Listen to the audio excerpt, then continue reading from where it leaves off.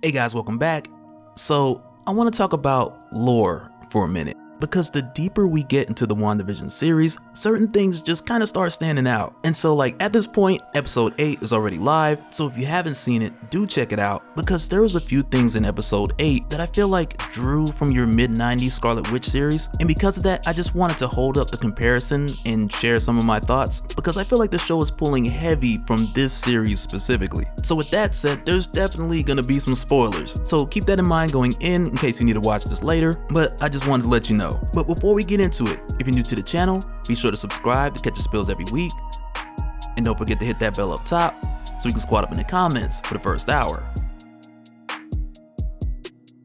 Alright, so with the main gist of episode 8 going along the lines of Agatha Harkness doing this investigation and trying to find out how Wanda Maximoff pulled all this off, this then took us through a number of moments throughout Wanda's life, which then started to accumulate to Agatha starting to connect the dots. But drawing closer towards the end, when Agatha more or less came towards her conclusion, it very much seemed like she had figured it out. Because in this moment she also told Wanda that she's a being that's supposed to be a myth, a being capable of spontaneous creation, who uses chaos magic, and for that reason Agatha believes that Wanda is the Scarlet Witch. And this was really the moment that had me thinking I believe they're using the title of Scarlet Witch in using this name or title in really telling the story of lore. And so to make sense out of it, let me talk about lore for a little bit, because I feel like if I explain who lore is and then come back around, all this will just make more sense. Because in the mid-90s you had this 4-part series with the Scarlet Witch, to where at the time Agatha Harkness was more of a mentor to Wanda Maximoff, to whom even in this series Agatha would also tell Wanda that she watches too much TV as an explanation for Wanda seeing certain things that Agatha didn't.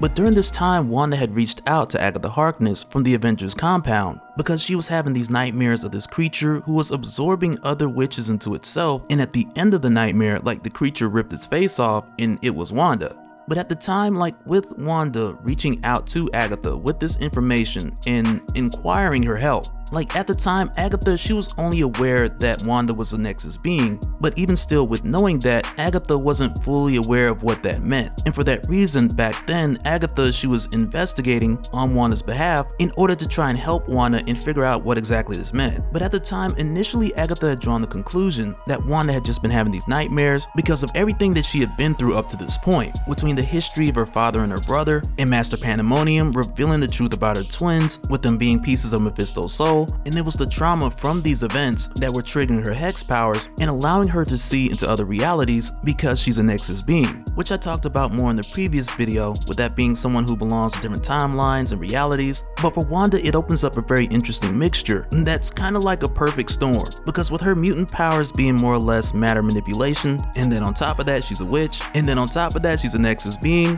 whose powers were then increased by Chthon as a way to bring him back into this dimension. But with Wanda being all these things wrapped up into one, it then kind of put her into this obscure but yet vastly powerful category that was exclusive to her and not so much other Nexus beings. But this we'll talk about more when we get to all the multiversal stuff. But back at the time, in your mid-90s, when Agatha was helping Wanda, she had taken Wanda to a crypt called the Unity in order to search through a number of books in hopes of finding a solution to help Wanda. But amongst the many books that they were looking for, which were the Book of Ebon, the Nactic Manuscripts, the Seleno Fragment, the Vermis Mysterious, but amongst these books within the crypt, the options were many, but the main two that Agatha had suggested were either the Ensorci Lamia or the Necronomicon. But with searching for these books, this then led Wanda into running into Master Pandemonium, who looks different at this time, but this was the guy who had been involved with Mephisto and revealed the truth about Wanda's twins. But with him returning, he chases Wanda for a while, and with the motivation of redeeming or himself or making things right. But even with this happening, Wanda gets away from him shortly, to where she then travels deeper into the Unity crypt, and with doing so, a book emerges from the ground, which she's not familiar with, but she just figures this is one of the books that Agatha had suggested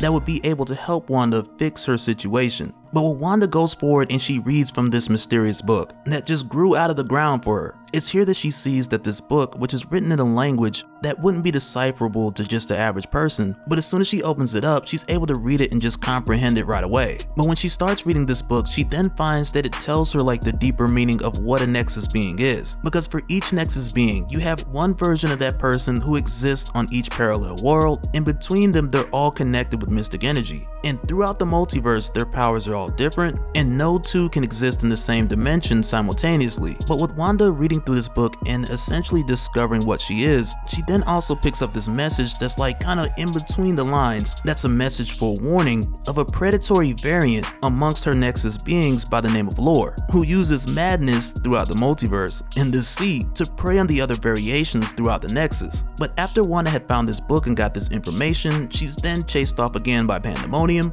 who like had her to believe that he was Wonder Man, but then he flip-flopped and revealed his true self, and with doing so he then trapped Wanda within this gibbet that had enchanted metal, so she couldn't use her powers. And it's here where he then explained to where like how after he died, he had then went to Mephisto's realm, to where while he was down there, Mephisto tortured him and got him looking all crazy, which was really just a whole moment of him telling her this story to where he's like, well, I usually don't look like this, and I know you remember me one way, though that experience wasn't pleasant, but he also lets her know like someone helped him escape so that he could come back to Wanda, make things right, and they could be together. And I'm sorry bro, but like once a woman has a certain memory of you, and especially something like that, like there ain't no chance, buddy. But I just thought I had to,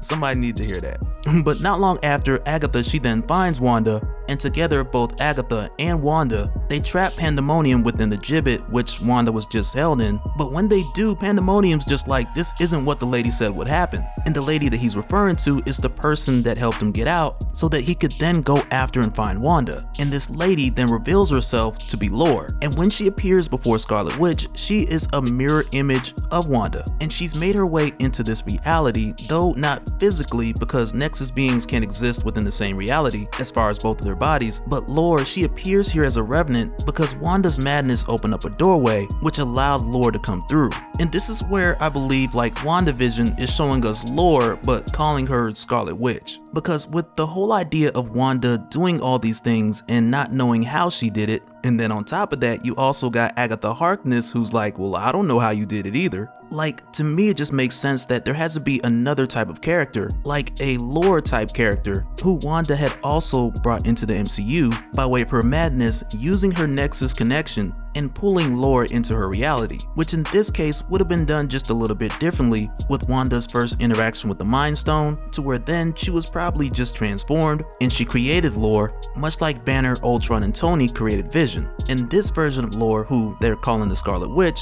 she's just likely now a part of Wanda, who's making decisions and doing things that Wanda just can't remember. But then on top of that, another thing that makes me think of this Scarlet Witch person who Agatha speaks of, and like why I think this translates to Lore, and it's because in Lore's reality, like necromancy was a normal thing, and in her reality, like eons ago, she devoured her own world because she needed the life force of others to sustain herself, and it's because of this where she then started making her way around the multiverse, making her way into her other Nexus counterparts by way of driving them mad, to where then she could just take over their bodies, and after that the cycle would just continue. And to me, it just sounds like the roadway to the multiverse of madness, but who knows. But the last thing I want to mention, like on the topic of Lore, and really just referring to the opening scene from episode 8, to where we got that flashback with Agatha Harkness, to where her mother and her coven had said that she betrayed them, and I think her coven at this time, because of her gift, they believed that she was possessed by the Scarlet Witch, which is why her mother yelled deception. Because like with the way that we seen it play out, like when Agatha's mother had told her that she was dealing with magic or spells like above her age, like with this being the case, like it is possible that back at this time, however many years ago, that Agatha had made contact with Lore, or air quotes, the Scarlet Witch.